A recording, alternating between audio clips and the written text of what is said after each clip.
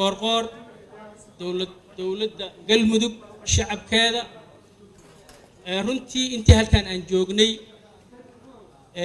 aniga waxaan u haystay dhuusamareeb meel yar inay tahay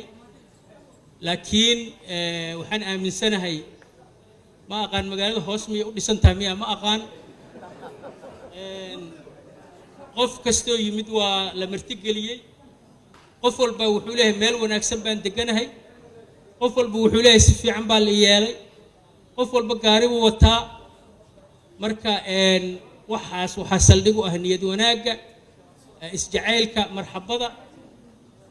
aadan muxuu ahay aan idinka mahad celinaynaa dhammaantiin mudan madaxweyne adigana aadaad u mahadsantahay run ahaantii taariikhda maalinkaas la joogo lama dareemo maalinkaas inuu taariikhi yahay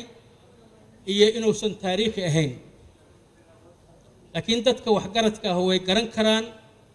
maalintii miisaan leh iyo maalintii aan miisaan lahayn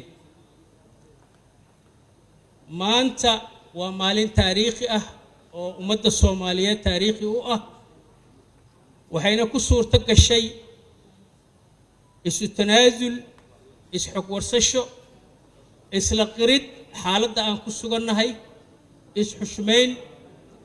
waxaana runtii mahad gaara iskale madaxweynaha iyo ra'iisul wasaaraha oo runtii dhirif badan oo nagu jiray iyo xanaaq badan oo nagu jiray naga dejiyey taladu meeshii ay caawa joogtana keenay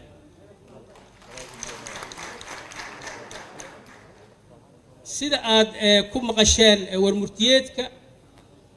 waxaan dhaafi weynay in ummadda Soomaaliyeed danteedu ku jirto inay doorasho dhacdo waqtigii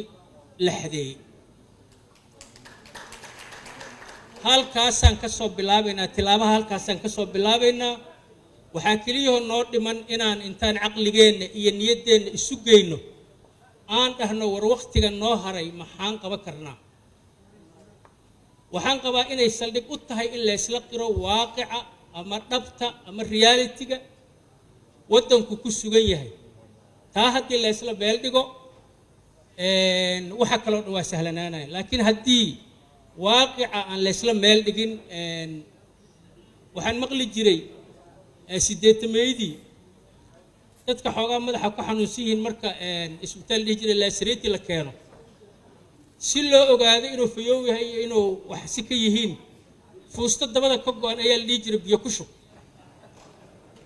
hadduu qofkaasu kala garto fuustadaasu inay biyo aysan qaadeen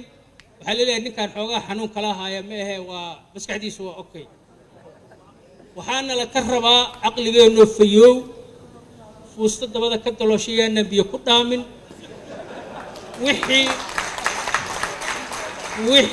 wixii waddankan ka suurto gala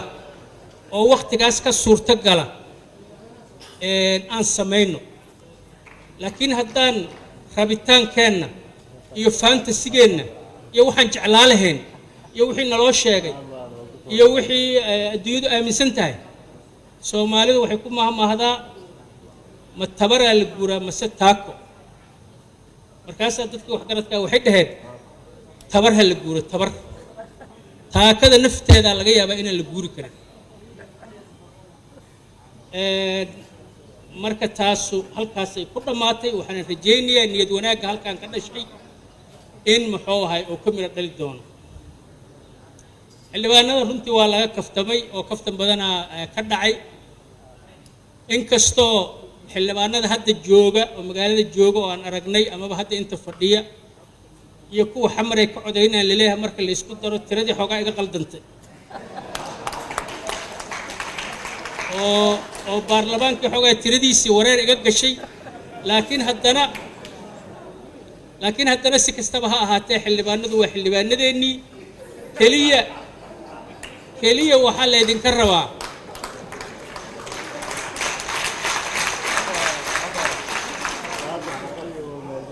waxaa laydinka rabaa ogaada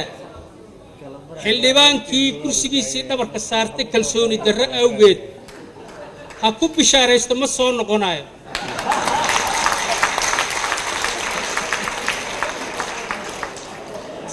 sababtoo ah iyadoon la codeyn buu wuxuu dadkiisa u qiray inuusan ku kalsoonayn kuraastiina meesha idin yaaleen ha idin yaalaano dadku waa dadkiinnii waddanku waa waddankiinnii niyad fiican oo wanaagsan ku imaada waxba idinka halaabi maayaan wassalaamu calaykum waraxmatullaahi wabarakaatu